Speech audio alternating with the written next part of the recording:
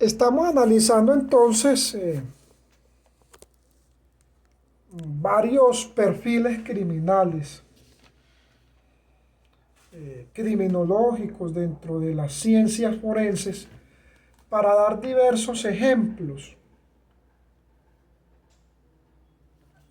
académicos en ese análisis, donde podríamos decir de que en este tema hay mucha tela que cortar.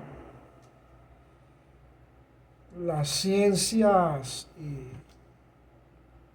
forenses traen mucho análisis y estoy hablando pues con los pocos estudiantes que me ven.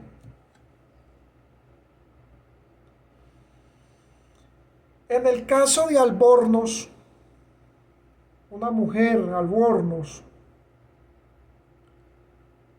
fue una mujer que ejercía la prostitución. En específico desarrolló un resentimiento dentro de su psicopatía. Parece ser de que se cansó de lo que hacía y resentidamente buscó un escape. Y ese escape era que asesinaba con un arma, andaba y con esta arma, cuando estaba sola con la persona o con su cliente o con quien hablaba, le disparaba, le disparaba con un solo tiro.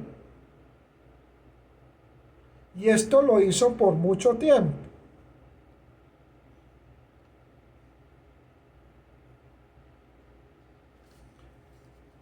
Allí ya hay que hacer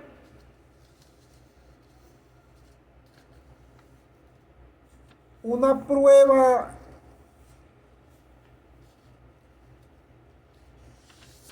desde la cromatografía,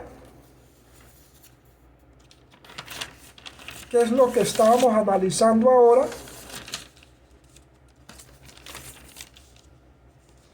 y desde la espectrometría. Cromatografía y espectrometría, que es lo que vamos a empezar a analizar. Porque es decir, cuando disparaba, quiere decir que esa arma tenía unas condiciones.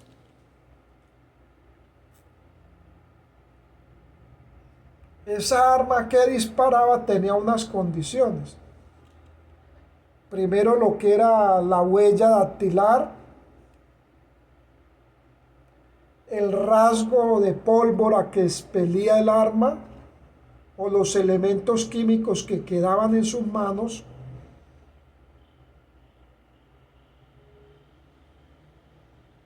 Y eso requiere de unas pruebas. Es decir, que allí fuera de un análisis psicológico, psiquiátrico que se puede hacer Albornoz, esta mujer, que entre otras cosas hubo un gran debate en Estados Unidos porque ella fue condenada a muerte. Y ellas en cierta manera habían grupos de feministas que la defendían. Parece ser de que ella, de tanto que estuvo en el tiempo de la prostitución, fue desarrollando un resentimiento, una rabia, y esa rabia se convirtió en una psicopatía, donde se convirtió en una asesina serial. El Estado la condenó a muerte, la ley norteamericana,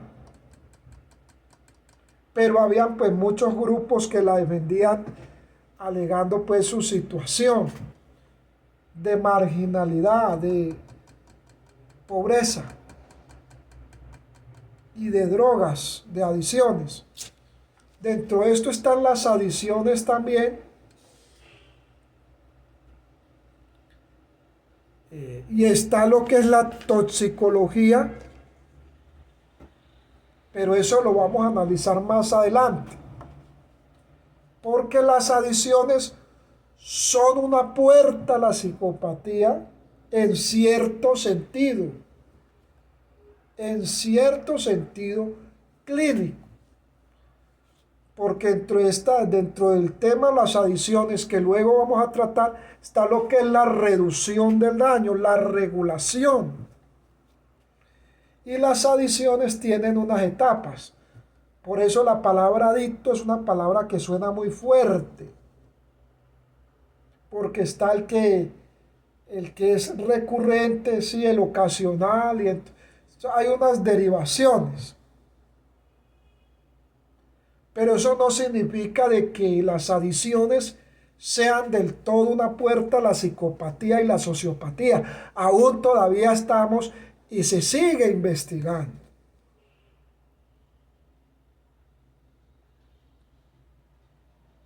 Espectrometría y cromatografía. La fotografía forense es vital.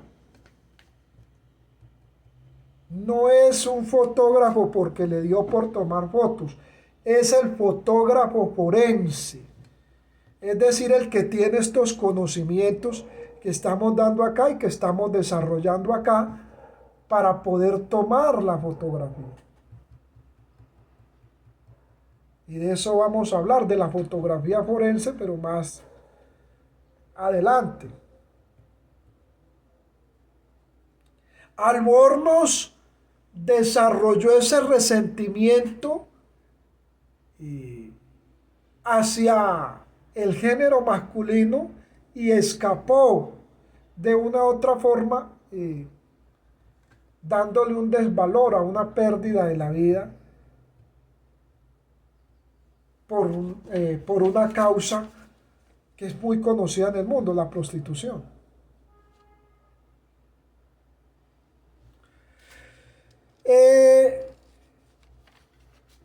Diferente al asesino de Green River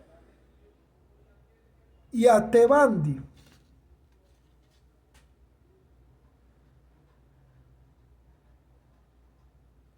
Ted Bundy, con unas motivaciones sociales, donde Ted Bundy se movía en una esfera social de la alta sociedad, de la nobleza. Ted Bundy. Y donde su motivación parece ser que era ese mismo medio.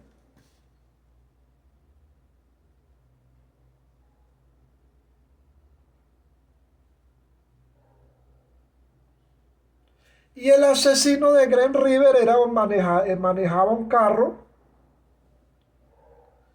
y en esos trayectos asesinaba mujeres. En esos trayectos de manejar un carro de un lugar a otro, asesinaba mujeres. En ambos hay una psicopatía donde las motivaciones son sociales, donde el impulso es social. Para hallar la evidencia, había que recorrer ya a la fotografía forense, a la espectrometría y a la cromatografía. Había que recurrir ahí. Y en ese recurrir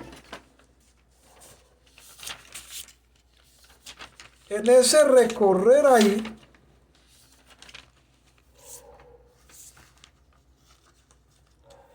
está lo que es la entomología.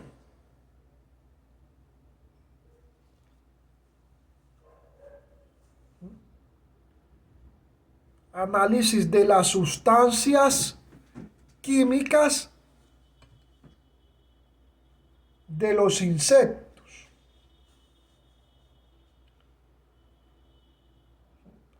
Fíjense, por ejemplo, el cuento de Horacio Quiroga. Los invito a leer los textos de Horacio Quiroga, un gran escritor, pero es muy ilustrativo para trabajar la entomología. Había una muchacha, estaba aliviada, llegó a casa, se recostó y al otro día amaneció con un dolorcito de cabeza. Era de cabellera abundante, muy largo, muy bonita él. Luego ese dolor de cabeza con que ella amaneció se fue complicando, a tal punto de que la muchacha se redujo a cama, es decir, se enfermó. Y esa enfermedad, viéndose en la cama,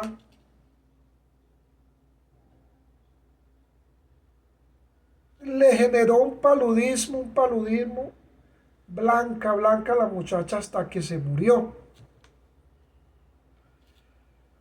Cuando se murió y fueron a recoger el cuerpo, los médicos estaban averiguando las causas de la muerte cuando la movieron y de acá, de la parte donde está el tálamo cerebral, se desprendió un insecto parecido a un chinche. Cuando vieron, estaba lleno de sangre. Es decir, ese chinche se le pegaba de acá. Ese animal se le pegaba acá y le chupaba toda la sangre. Le chupaba toda la sangre.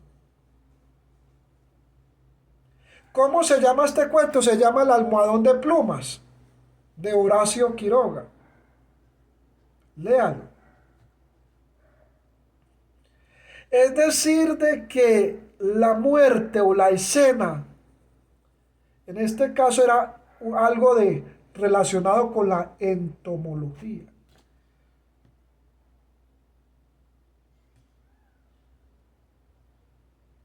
Por eso es que hay que poner mucha atención y mucho cuidado, porque hay especies dentro de la clasificación taxonómica que desarrollan un veneno mucho más potente.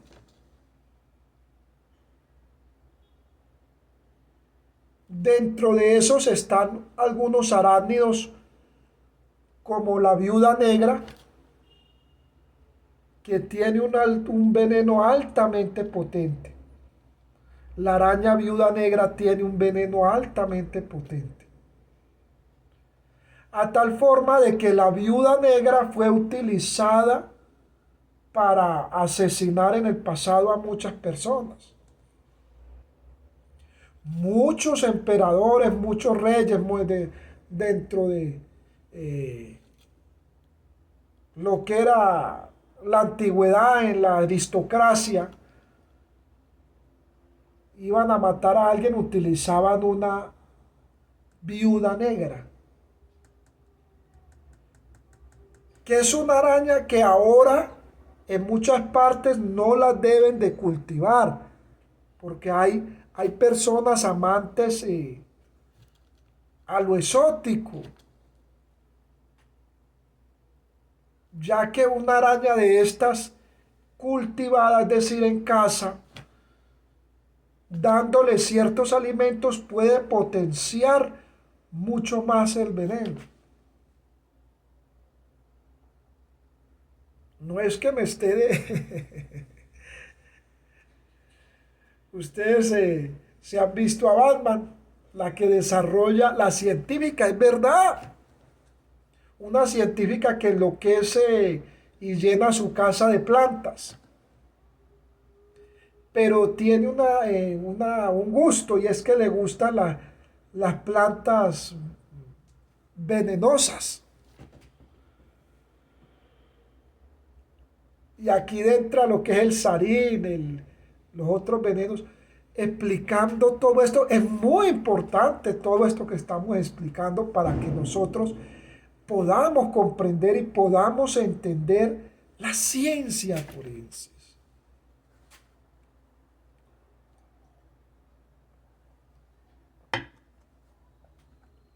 Hay una rana en Colombia que es nativa de la parte del Chocó. Es un espécimen muy hermoso utilizado por los aborígenes desde la antigüedad y es la rana dorada. Y en el África fue traída, esa rana fue traída por africanos que venían en los barcos de los españoles a trabajar en las minas. Y ahí dentro de la comida que traían se vino la rana y vino a ser aquí. Cuando estemos estudiando los reinos animales, que vamos a estudiar el reino vegetal, vamos a mirar esta rana. Esta rana es altamente, su veneno es de una potencia extrema, súper potente.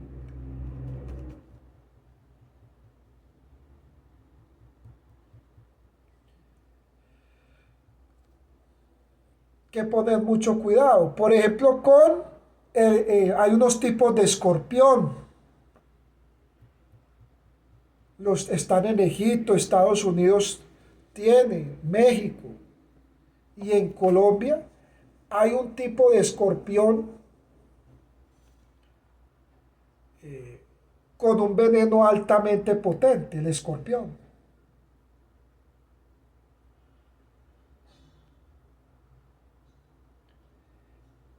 Quien va a estudiar las ciencias forenses y quien las va a estudiar tiene que entender de que van a haber análisis de algunas muertes por causa de tóxicos, de venenos, y que algunos de estos venenos son artificiales y otros son de un origen natural, que casi siempre están en las plantas o en los insectos. El mar también tiene. La geografía marina también tiene. Las medusas, el ornitorrinco, el ornitorrinco. Hay algunas serpientes marinas.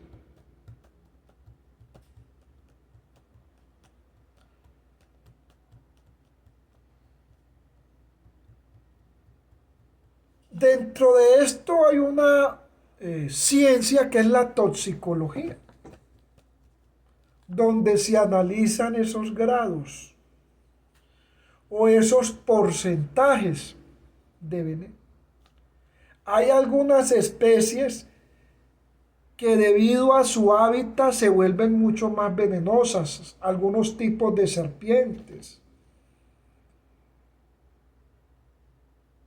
y que en la antigüedad eran muy utilizados para cometer asesinatos.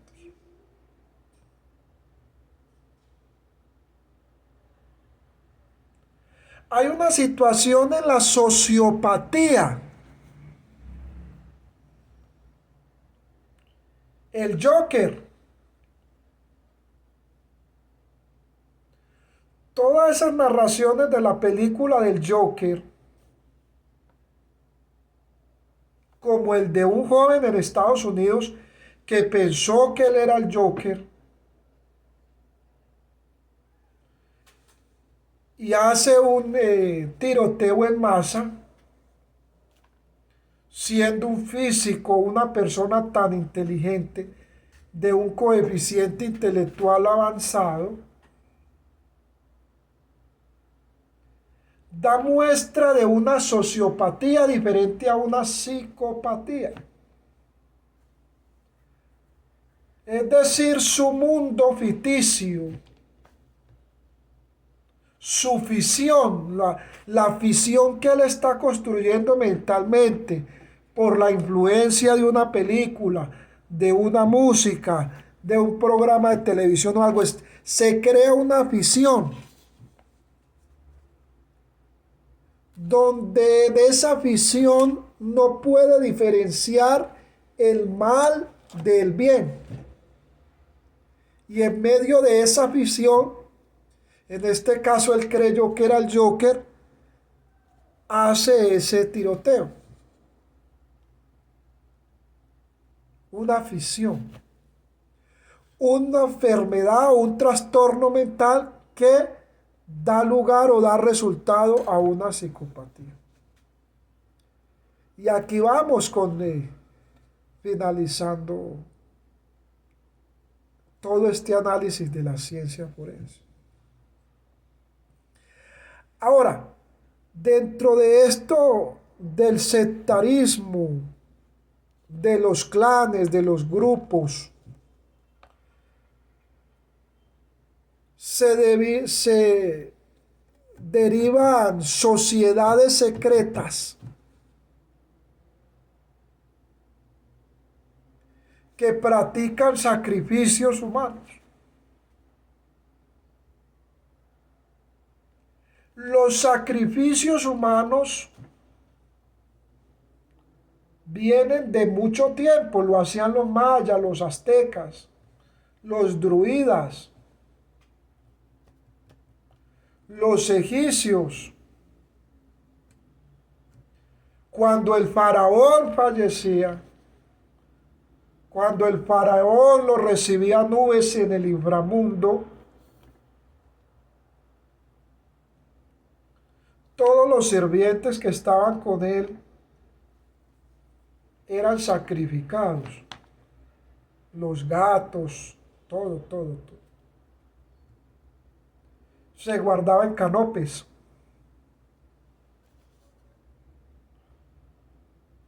Y se buscaba trascender en el tiempo a través de la momificación. Eso lo explicamos en la parte histórica.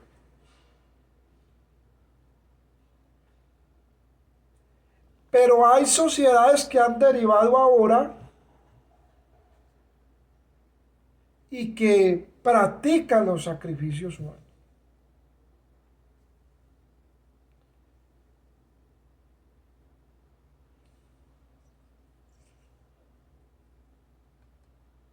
Practican los sacrificios humanos. Estamos ya finalizando esta parte. Dentro de esto es muy importante entender el mens rea.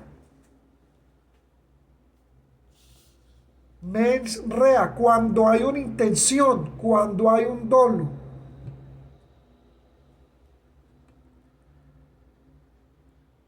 El actus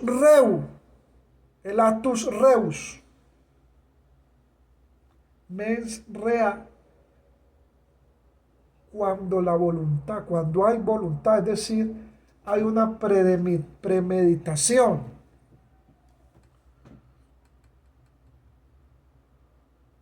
Ahora, desde que no haya una exteriorización de la acción,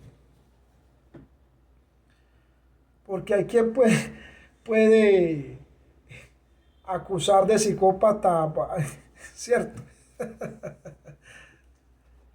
Pero no hay una exteriorización. Usted puede pensar muchas cosas, pero desde que no haya una exteriorización, eso no es algo relevante para el análisis de psicopatía o sociopatía, porque no hay exteriorización.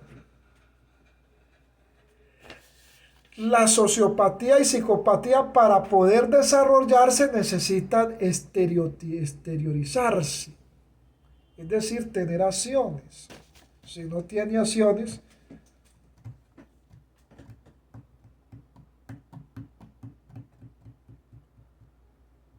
como el caso de Lubitsch,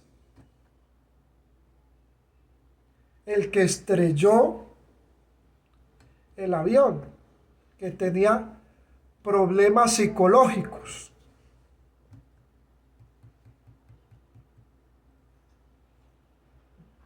Ya desde hacía un tiempo, como piloto aviador en la aviación, se le habían hecho unas pruebas